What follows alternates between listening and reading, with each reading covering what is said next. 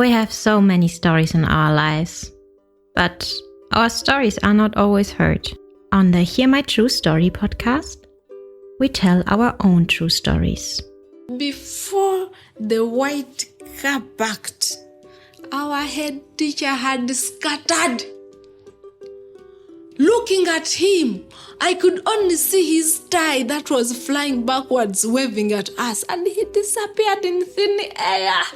I want to share my life story. I want to share my voice with the people because I know that just a small joke I can tell through this podcast, it will make someone smile. When you ask me what I fear most in life, I would definitely respond to you and say it's fear itself. We are fighting for togetherness. We are fighting for equal rights. We are fighting to end injustice. You don't have to be a storyteller or writer because, guess what? Life writes the best stories. Hear my true story. Every book that is coming out is about race. And that comes out, of course, out of the killing of George Floyd. So publishers, for some reason, have focused mainly on race. And I suspect that within time, the world will be fed up with books on race. And then we'll be buggered, because now it's a trend. And you write a book about race and racial inequalities, it's going to be published. This is your favorite time of the week with your number one podcast. Hear my true story. Yes, my dear listeners, welcome to Hear My True Story podcast. It is me, your host, Otako, and I'm happy to have you again this wonderful week. What is so special about this week is that, yes, I'm going to share with you an episode continuing from a previous episode with Jennifer Nansubuga Makumbi. Anyway, for those who are listening for the first time, this is Hear My True Story podcast. You can find us on all podcast streaming platforms. And for those who are always following us on Hear My True Story podcast, I want to say thank you for always listening to Hear My True Story podcast. Anyway, on this podcast, we share personal stories based on real life experiences. But what is so special about this real episode is that we are having a collaboration with a podcast that is produced by Omuti Creative.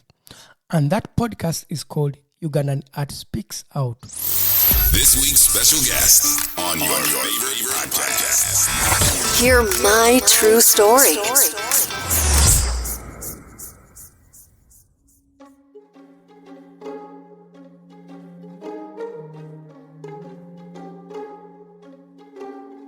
Hello, wonderful listeners. I hope you enjoyed our previous episode.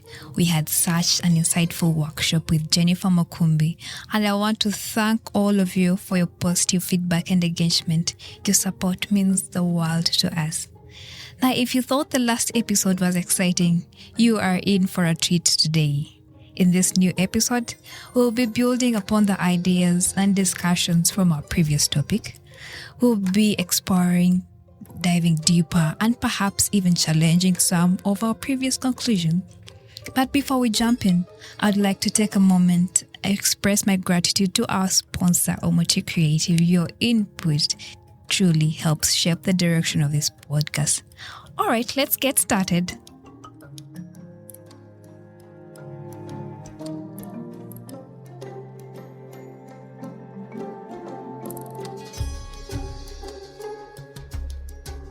And you mentioned Black Lives Matter earlier, and that's kind of, I wanted to pick up on that. So I'm sure we all remember what happened in the summer of 2020 with the Black Lives Matter protests that erupted virtually at the same time all over the world. And when that happened, we saw a reckoning in most industries about their own structural racism and inequalities within their own organizations, and including in the publishing industry. So I'm sure you're aware that in 2020, the Black Writers Guild in the UK wrote an open letter to publishers asking them, or demanding really, them to address their own inequalities and structural racism and to make visible changes. And it's 2023 now, 3 years almost to the month since the first protest happened. Do you feel that there's a change in publishing since then, and that there's a shift towards telling more diverse stories? And if there is, how do you feel African writers can capitalize on this demand? That's a very difficult question to answer, because there are good things that have happened as a result of that, and there are things that I'm questioning as a result of that. So one of the good things that have happened is that they've published a lot of Black writers. I mean, a lot of Black writers have been published in Britain and in America. However, they've focused on race. Every book that is coming out is about race. And that comes out, of course, out of the killing of George Floyd. So publishers, for some reason, have focused mainly on race. And I suspect that within time, the world will be fed up with books on race.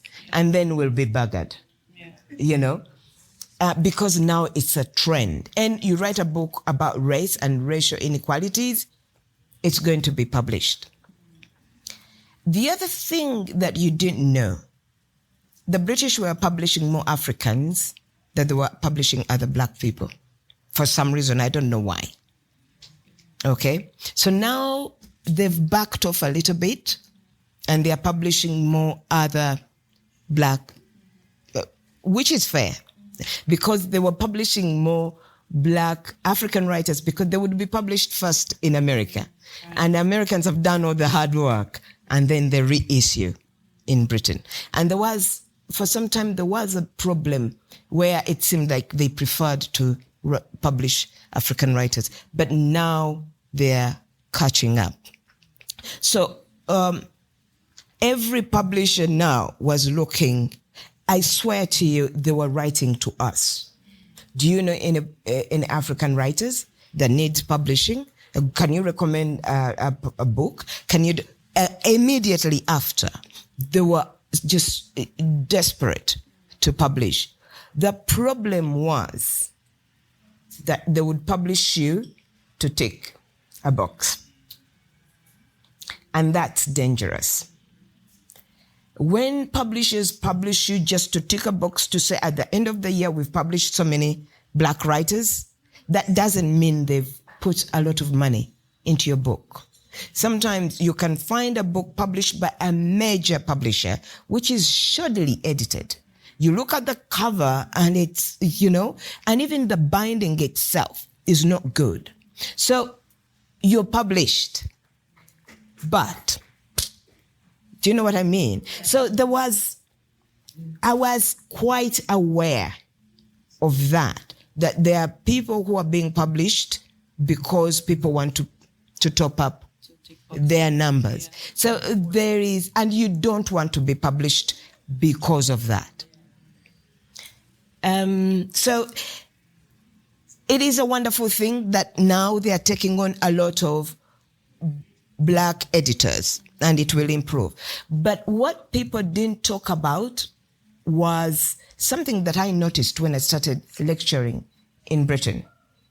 So now, here in Uganda, we study English as a subject. So we go to class and the teacher is all about nouns, verbs, and whatever. And so we speak a certain kind of English formally. At home we speak another English. Now in Britain, Black kids that are born in Britain speak their kind of English. But it's not the English we learn in school. Now, I'll tell you that the first day I arrived in Britain, my friend said, come, let me show you around the shops. And we were buying spices. And I went up to this guy from Mancunian. And I stated something like, you know, when you go to Britain, you tune your best English. You reach into your depths. And I am among English people. I must pull out my best English. And so I pulled out my best. I said, can I have some cooking aids? And the guy, what is she on about? I said, can I have some cooking aids? And he turned to because the African face and the words coming out of me didn't match. Didn't correlate. And then my friend Martha said, she means spices. Yeah, I was trying to impress. Are you kidding me? Rachel. And the guy said, oh, shoot up. I didn't understand. He was saying shut up. Yeah. Also, but they said shut up. Accents, they are difficult to understand. Yeah. Those are just accents. The English that they were speaking and the English I was speaking, even my ex-husband, who was Black British, I mean, we would sit in the car and say, you was supposed, I said, you mean you were? And we'd say, Jennifer, it's my language. I can do whatever I want with it. But that's the difference, okay?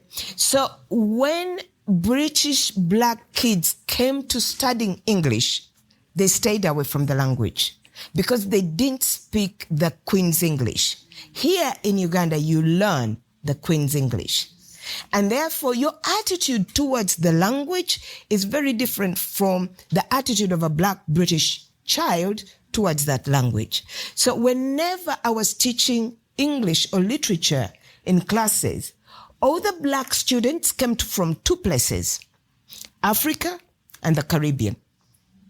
Black British kids did not turn up for the English subject.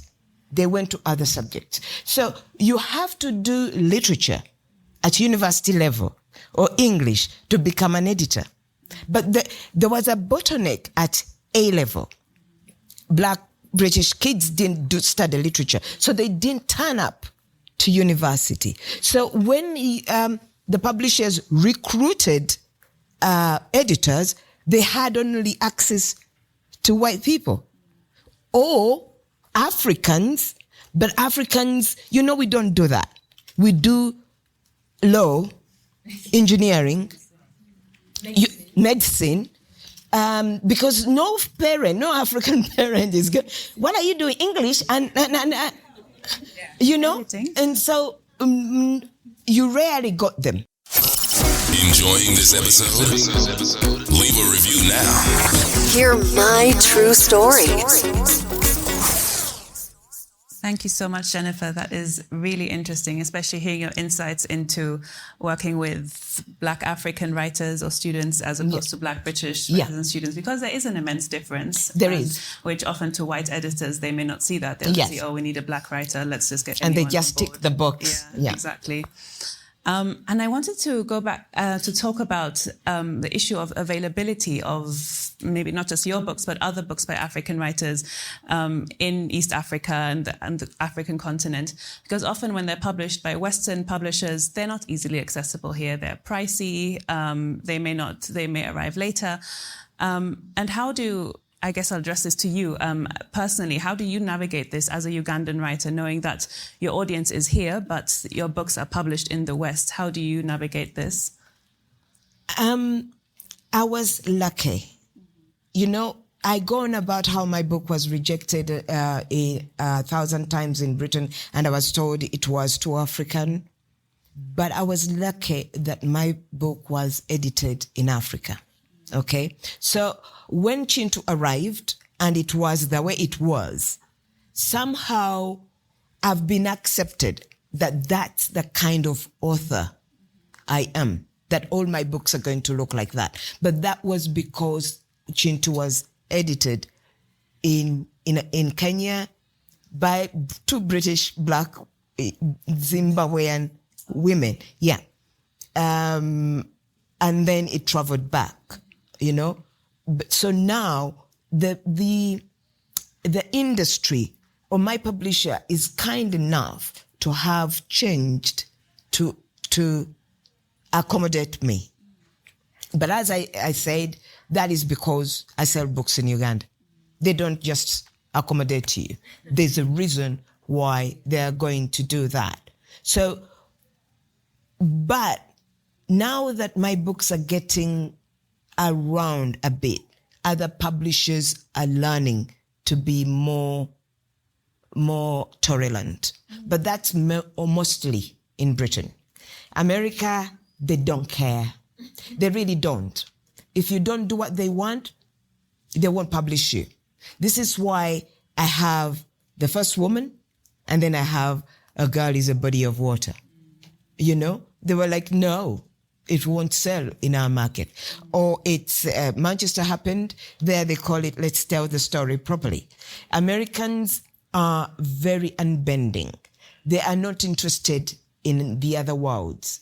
So I've got an Indian friend I met in Berlin, and she had written a novel where her character was in India, and then he left and went to Pakistan. And the agent said, no, let the character leave India and come to the US. Oh, yes. Yeah, they said rewrite it. Yes, and Americans, that's why, look at Chimamanda's books, okay? Most of us believe that Half a Yellow Sun is her best book. But guess which book sold most? Americana. Now you've got your answer there. Now, you were asking me what kind of book will sell. If you are looking for money, write a story, Ugandan, then American. You will sell in America. Because for them, they are a world. They sang We Are the World. They meant it.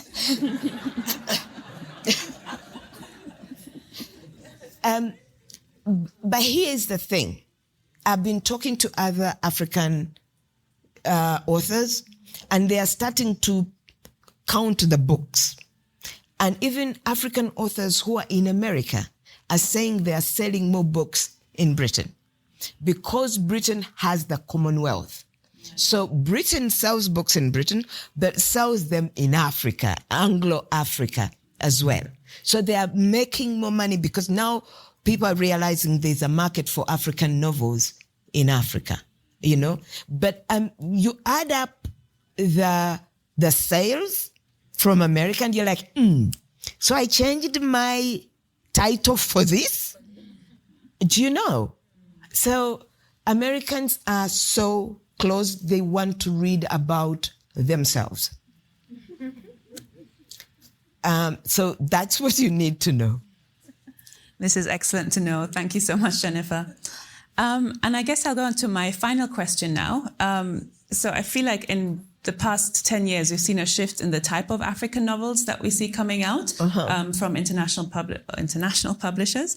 So not even 10 years ago, we had the Afropolitan type story, like you referenced earlier, Americana, the African going to the West and encountering racism for the first time. But I feel like your novels have really shifted that paradigm. And now we see Africans telling our own stories on our own terms. Yeah. And I'd be interested to know, what are your hopes for the trajectory of African literature and the publishing industry going forward now? Okay. So one of the things that I would like to see is Africans writing commercial novels. For some reason, we write literary novels. They don't sell. No, honestly. Commercial novels, this is why Dan Brown is so rich. Yeah. Da Vinci Code. And it's those people's money that they used to pay someone like me. But because our literature started in the 50s and 60s speaking to the colonial world, we got into this way of writing mostly literary. So we need to diversify. We need people to write romances. We need people to write thrillers, to write dramas. Yes, science fiction and speculative is picking up. And if you see people who've been paid a lot of money, they are writing commercial. And I know a lot of you are reading commercial books, you know, but somehow when you start writing, we all write, you know, like we are James Joyce. I am guilty of that, but I blame the fact that I was a teacher of literature, so I don't think I would do anything else. So we have a lot of literary fiction that is dealing with weighty issues, but I would like to see somebody writing detective stories, you know, out of Uganda. I would like to see somebody writing thrillers, you know, spy, that kind of thing, you know. Yeah. So that is where my dream goes, because then there are some readers who are still there in Uganda who will start to sit up and start reading. And look, my sister, the serial killer. Oh yeah, I really like that one. It did so well. It did so well, you know. So I think that's one of the important things that I would like to see African writing do. Have I answered your question? Yes, you have perfectly. So thank you. So we would love to read a romance novel set in the streets of Kampala. So if everyone has an idea, Jennifer is right here. And that concludes our part for the evening. Thank you for joining us on this captivating journey through the world of writers and storytelling. We hope you've been inspired, enlightened, and filled with new ideas to fuel your own creative endeavors. If you enjoyed this workshop and want to explore more insightful content, be sure to subscribe to our podcast, Ugandan Art Speaks Out. We have an array of episodes featuring interviews with renowned authors, creative artists, and literary discussions that will continue to spark your imagination. Thank you for being part of this conversation with Jennifer Makumbi. Until next time, keep writing and let your words dance across the pages of eternity. Goodbye and happy writing. With you every week. Hear my true story.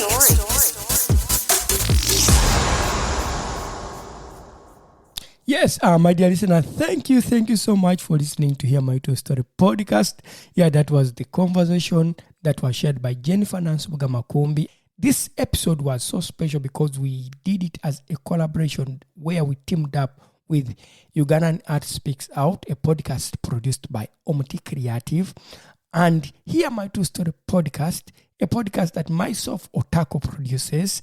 Well, we are happy always to share with you wonderful stories, real life experience from real life people. And I hope that you enjoyed this wonderful episode. For those who have been listening to Hear My True Story podcast, thank you so much. And for those who have listened for the first time, please, you can listen to this podcast on all podcast streaming platforms. Well, we have a lot for you in package. Come 2024, we have a lot of collaborations, cooperations. We have a lot of good stories that we are going to be sharing on this wonderful podcast. Thank you so much for listening to Hear My True Story podcast. And for that reason, I want to say bye for now. Till next week, thank you. We not only have voices for a podcast, but also faces for YouTube. Don't miss your next episode. Hear my true story.